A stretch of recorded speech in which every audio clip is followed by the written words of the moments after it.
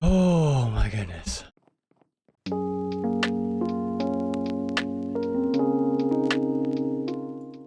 What is going on, YouTube? Welcome back to episode 13 of our AlltheMods10 playthrough. In this episode, we will be building our Mekanism fission reactor, and also we're going to be building the supercritical phase shifter. And we want to do that in order to make the antimatter pellets that we'll need for the AlltheMods star, and we also need to craft the gravitational modulating unit. This was a very long process that did take some troubleshooting, and I'll have some of the parts of the first reactor we made included in this as well. But let's get straight into it. I think we'll go ahead and build it like right here. So initially I wanted to build this reactor away from my base because I was looking at some posts saying that you should build it away just in case it either explodes or irradiates the area. And in order to transport the fissile fuel, I needed to build this quantum ring because my ME system wouldn't reach this far. This delayed the process quite a bit because to create these quantum entangled singularities and build all of that stuff, it took a lot of resources and a lot of time. But eventually, as you can see, I did get that fissile fuel hooked up, added some waste barrels for the nuclear waste that it was going to produce, and then we were ready to turn it on after adding some water. And then this next part is kind of where I messed up big time, because I decided I was going to build a supercritical phase shifter inside of my base. We have to build the supercritical phase shifter. We're probably just going to get rid of all of this.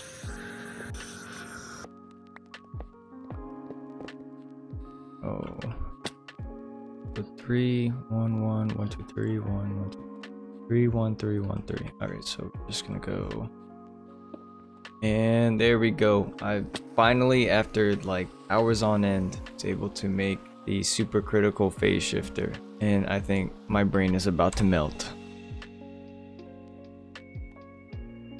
So fast forwarding 2 weeks and a lot of research later, I realized that this supercritical phase shifter not only is going to need a lot of nuclear waste for polonium, but also a lot of power. We're going to pick up all of this stuff here, our fissile fuel reactor, and we're going to pick up all of this other stuff, the quantum ring, all this stuff we have set up, and we're going to move it all to our base.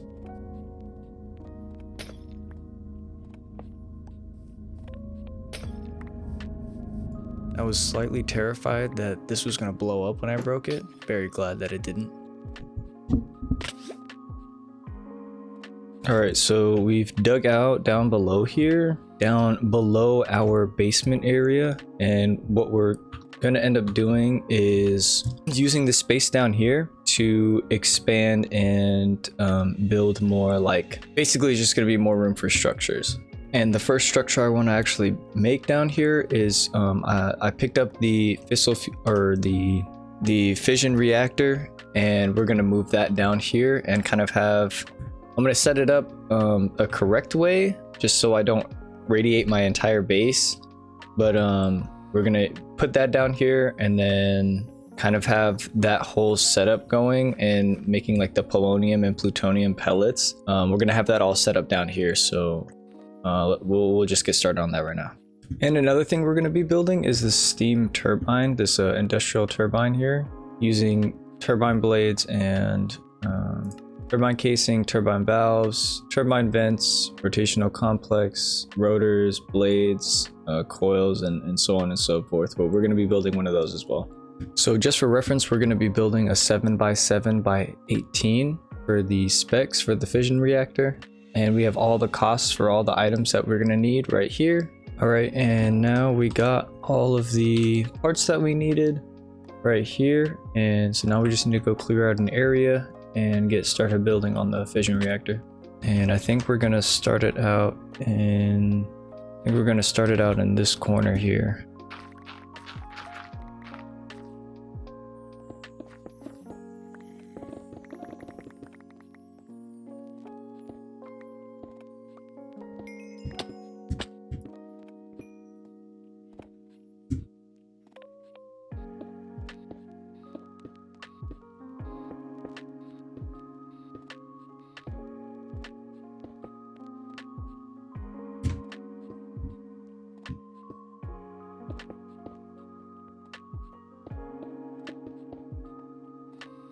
Next thing we're going to place down is the fission fuel assemblies.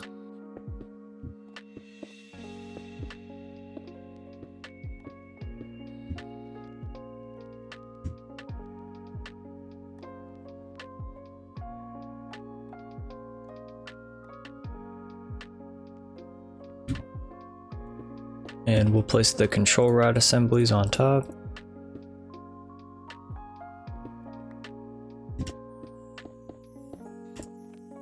And then we're just going to cover the top up. And we'll start filling in these sides with the reactor glass. And it's super easy with this building gadget. Makes it very quick. We just got a whole side done that quick.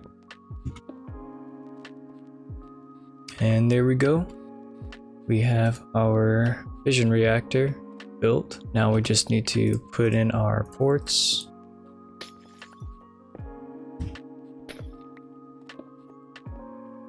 Alright, now we just need to configure these to what we want to do for each of them. So I think the output waste is going to go here. I think we'll put the water. I think we'll output the coolant there. And we'll switch these to input. And then let's actually switch these. Switch this one to the output coolant and we'll switch the output waste here because I think we're gonna build another machine, the turbine, just like over here. And we'll need the steam going into that. Now we're just gonna set up these logic adapters and I think we will put those here.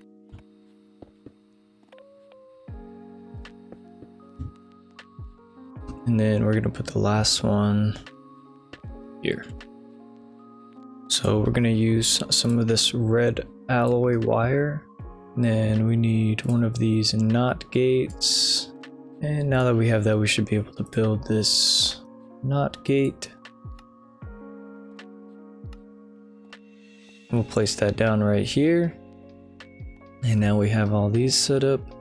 So basically this is a fail-safe saying that if one of these things, like if there's insufficient fuel, if there's damage critical, critical waste level, or high temperature, it's going to emit a redstone signal, which will power this off, and it will turn off the whole thing so it doesn't irradiate our whole base, pretty much, or explode.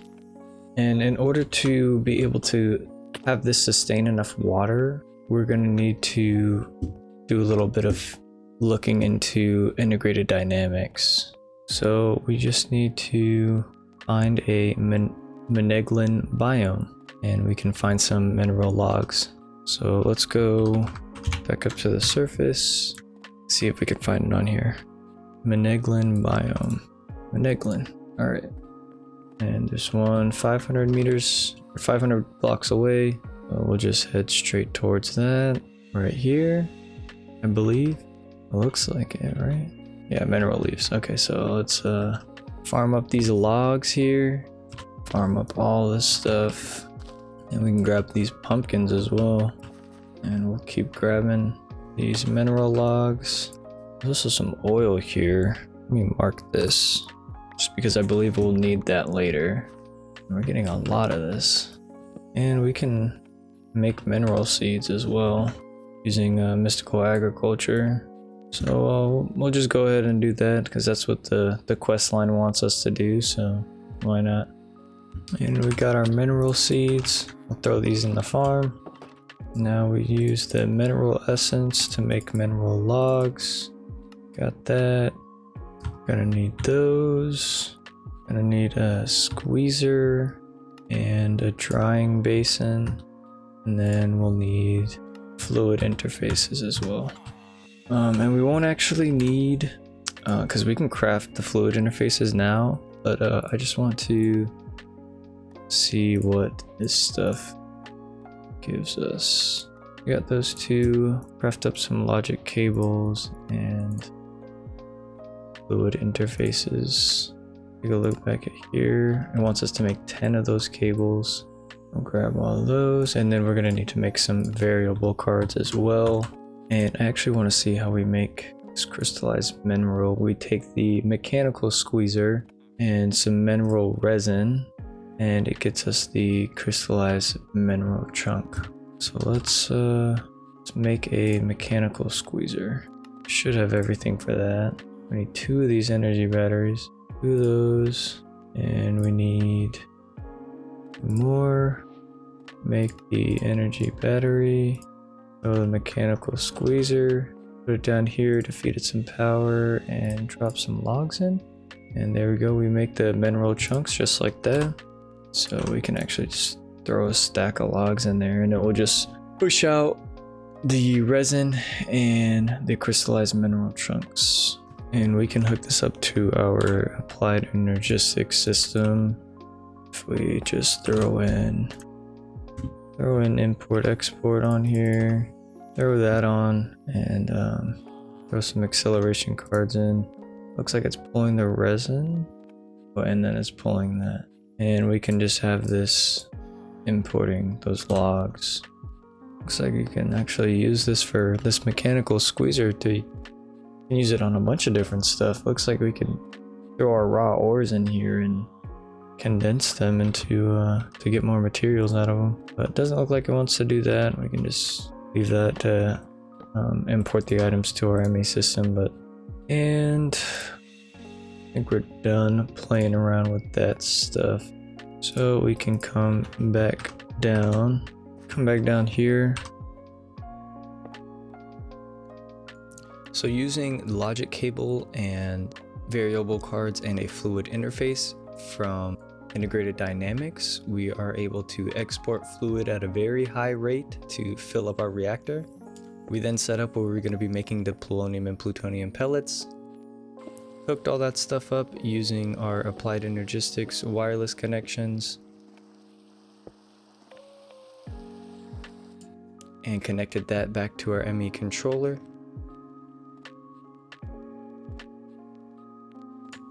And then some of the machines that we had also needed power, so we threw an ender cell here and connected them to power using an ender gate. And this is what the finished product before we hooked up the reactor looked like. The next thing we wanted to do was build the turbine, and what the turbine does is it takes the steam that is outputted from the fission reactor and it turns that steam into FE power.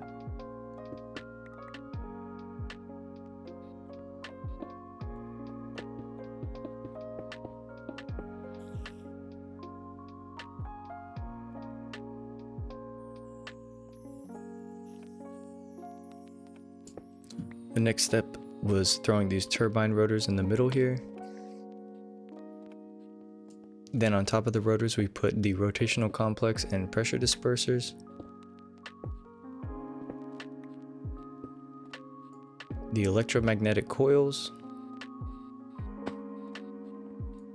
And lastly the turbine blades, which would conclude everything that was going to be on the inside of the turbine assembly.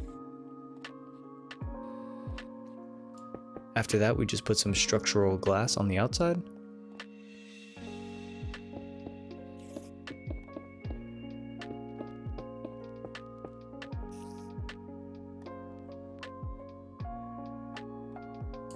Hooked up the steam line from the reactor to the turbine. I then wanted a place to store all of the power that we were going to generate from the turbine, so I crafted a 256 million FE storage, so all of that power would have a place to go and then we could redirect it to another place at a different time.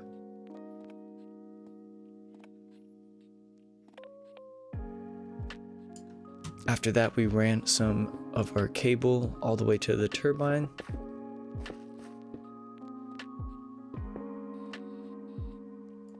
Which we then hooked up to the flux accessor, which is going to pull all of the power out and put it into our ME system.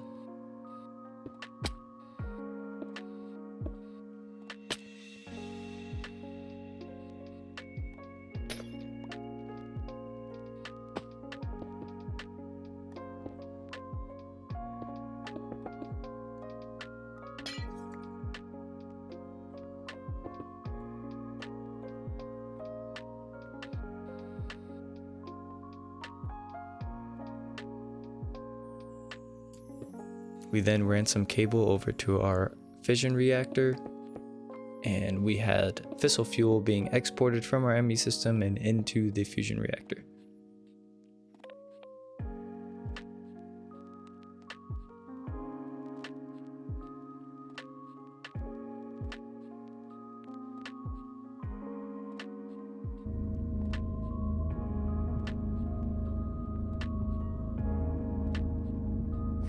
Once that began, we were also able to hook up our cable that was going to be exporting the nuclear waste. And this was extremely loud, so I wanted to turn down the noise that the fission reactor was making.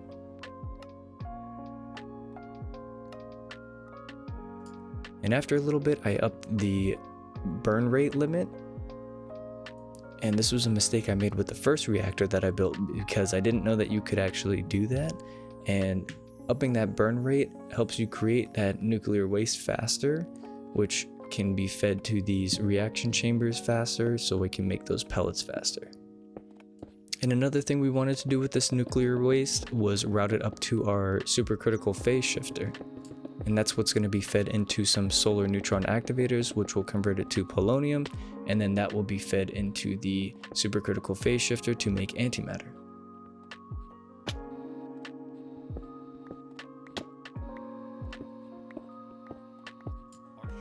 And here you see we get everything connected, and you can see inside the supercritical phase shifter we get polonium. And here we set up a chemical crystallizer because we want the antimatter that's being produced from there to be pushed into the chemical crystallizer to then make the antimatter pellets. This was also going to need a lot of power, so we slapped on an ender gate and watched some magic happen.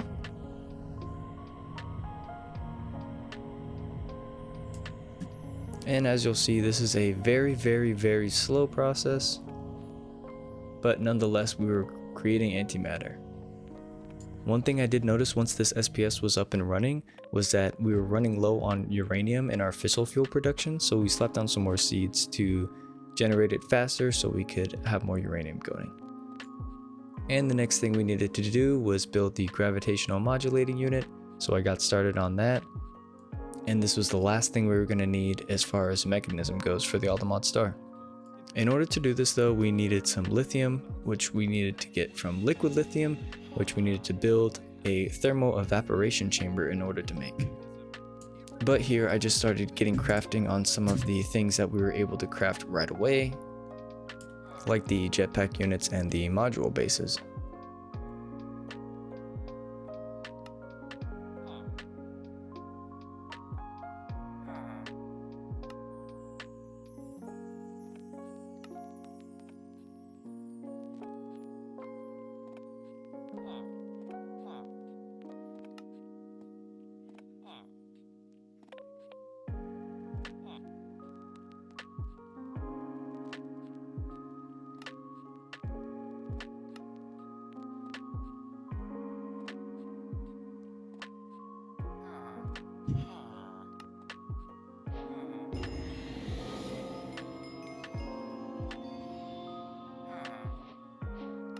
And here I just started crafting some more pipes and cables in order to fill out some more stuff and complete some more quests from the Mekanism tree.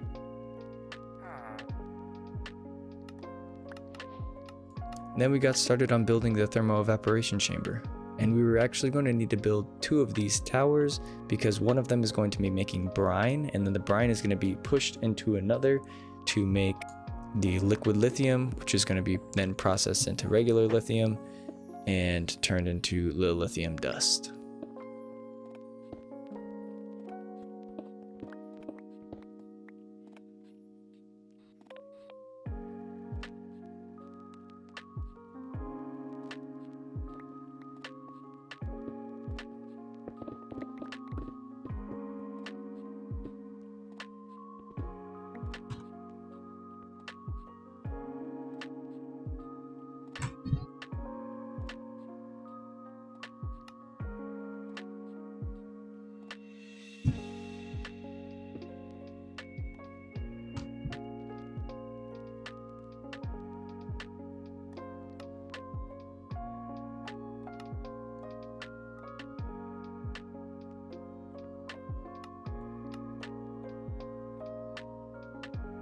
So once those were done, we had to slap on these resistive heaters and hook them up using thermodynamic conductors.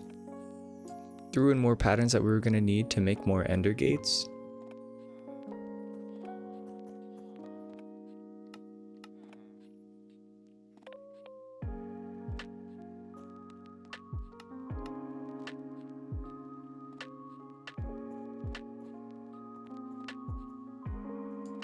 and we cranked up the power consumption of these heaters a little bit just to make our process a little bit faster.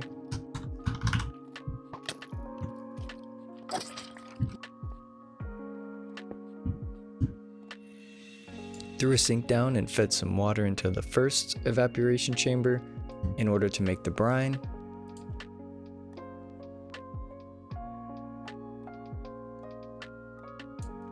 Then pulled the brine out of that chamber and put it into the other chamber, which was going to create the liquid lithium.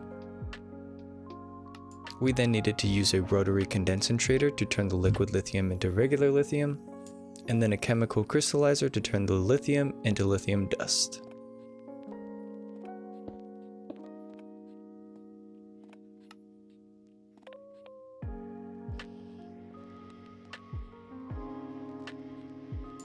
We threw on some ender gates to give this some power.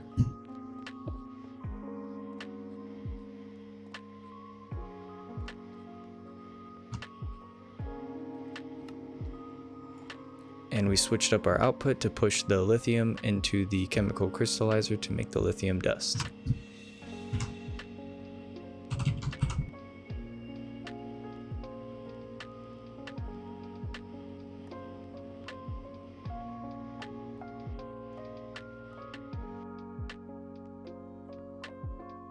Then I hooked up an import bus in order to pull that lithium dust out automatically and put it into our ME system so we could use it for our crafts.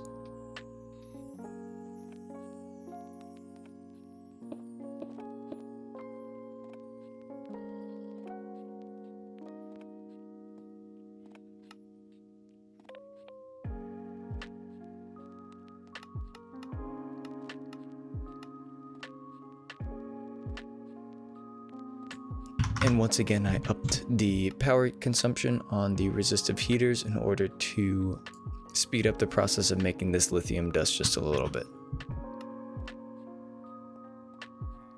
I didn't want to handcraft everything, so I started making a bunch more patterns for things we were going to need.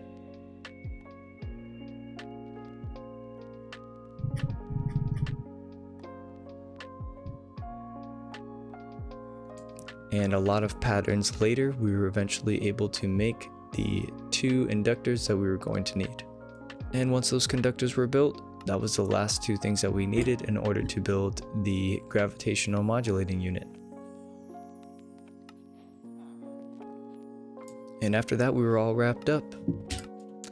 I apologize for the long 2-week delay that I had, but we're going to be back up and making videos, hopefully I want to say every 3 days or so. I'm going to shoot for every 2 to 3 days, pushing out another video. I want to thank you guys so much for watching.